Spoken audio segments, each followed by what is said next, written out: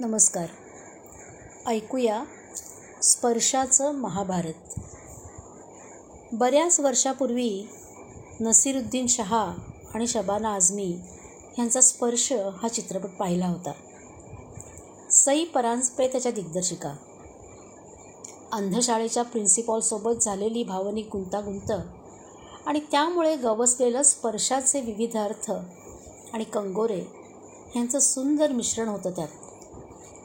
नसीरुद्दीन शहा यांनी उभा केलेला प्रिन्सिपल केवळ अप्रतिम. शबाना आझमी प्रिन्सिपलसोबत आणि मुलांसोबत ओळख झाल्यानंतर साडी विकत घेताना डोळे मिटून त्या साडीचा स्पर्श हाताच्या बोटाने अनुभवतात, तो प्रसंग अजूनही डोळ्यासमोर आहे. हे सगळं आठवायला एक कारण घडलं. काल आपलं माणूस हा सिनेमा पाहिला. अप्रतिम. नाना आणि सुमित राघवन.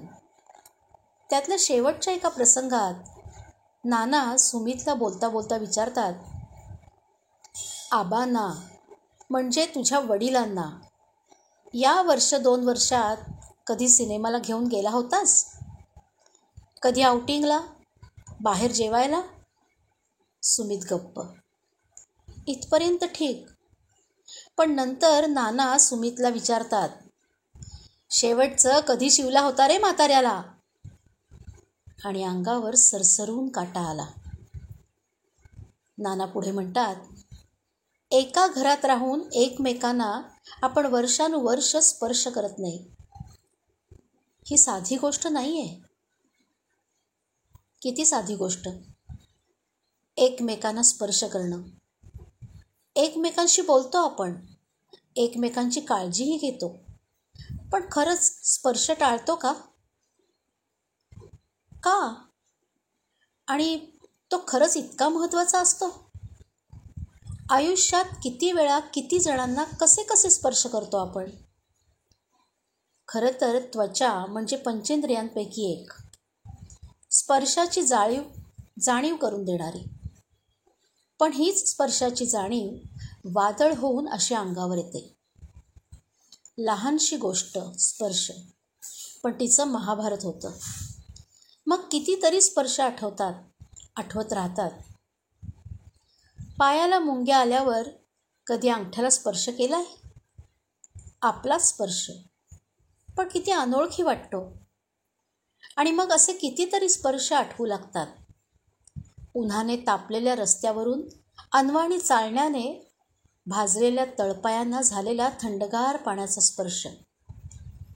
दिवाळीत अंघोळीआधी पाडव्याला आईनं, भाऊबीजेला बहिणीनं अंगाला तेल लावताना त्यांच्या तळव्यांचा झालेला स्पर्श. तळवेसारखेच, पण कुठे आईची माया तर कुठे बहिणीचा खट्याळपणा त्या स्पर्शामध्ये ओथंबलेला असतो. रूढी परंपरा स्पर्शाचीच संबंधित. ओवाळताना सुवासिनीच्या अंगठ्याचा कपाळाला होणारा स्पर्श. लग्नात लज्जा होमाच्या वेळी एकमेकांच्या उंजळीतून सांडणारा स्पर्श. स्पर्श लाजरे असतात, बुजरे असतात, मायेने ओथंबलेले असतात, कधी कधी धीट तर कधी आक्रमक असतात, पण ते बोलतात. पायावर डोकं ठेवताना कपाळाला होणारा पायाच्या बोटांचा स्पर्श आश्वासक भासतो. आजीने मायेने तोंडावरून फिरवलेला थरथरता वृद्ध हात त्यावेळी नकोसा वाटला तरी आता सतत भास होऊन गालावरून फिरत असतो. स्पर्श रेशमी असतात, जाडेबरडे असतात, आपल्या सगळ्या जीवनाला अर्थ देणारे असतात. आज माझी आई 70च्या पुढे आहे. कधी कधी तिच्या मांडीवर डोकं ठेवून लोळत मी TV पाहतो. ती पण माझ्या नसलेल्या केसांवरून हात फिरवत म्हणते, रोड झालास रे. ती स्पर्शाची गुंतावळ 10-15 मिनिटात कितीतरी देवाणघेवाण करते. स्पर्शानं धर्म, जात, देश कसलंच बंधन नसतं. ईदच्या दिवशी एकमेकांना आलिंगन देऊन मुबारकबाद दिली जाते. तशीच दसऱ्याला सुद्धा कळाभेट असतेच की. पाश्चात्य संस्कृतीमध्ये शेकहँड करतात. फ्रेंच लोक गालाला गाल लावतात. ही परिचयाची भेटीची पद्धत. इथेही स्पर्श महत्त्वाचा. का असेल स्पर्श महत्त्वाचा? मला वाटतं इतर ज्ञानेंद्रिय खोटं बोलू शकतात, पण स्पर्श फक्त खरं बोलतात. हे प्रत्येक संस्कृतीला माहिती असतं. मानवी जीवनाची अथांग गाथा अशीच स्पर्शाने मोहरलेली आहे. आणि तेच स्पर्श उतारवयात मिळेनासे झाले तर? म्हणूनच नानाच्या प्रश्नाने अंगावर काटा येतो. शेवटचं कधी शिवला होतास रे म्हाताऱ्याला? लक्षातच येत नाही आपल्याला. हजारो शब्दांचं, शेकडो औषधांचं काम एखाद्या स्पर्शानं होऊन जातं. माणसं थकतात म्हणून स्पर्श नाही ना थकत. ती आपली गोष्ट सांगत राहतात. कुठेतरी कोणाचे तरी हात ताटकळतात डोक्यावरून फिरण्यासाठी. कुणाचे तरी तळवे कोमेजून जातात तोंडावरून पाठीवरून न फिरल्यामुळे. सुरकतलेल्या हातांवरील कातडी आसुसते नातवंडांनी ओढून पाहावी म्हणून. पण वेळ नसतो ना आपल्याकडे. पैसा असतो, TV असतो, गाड्या घोडे सगळं काही आहे.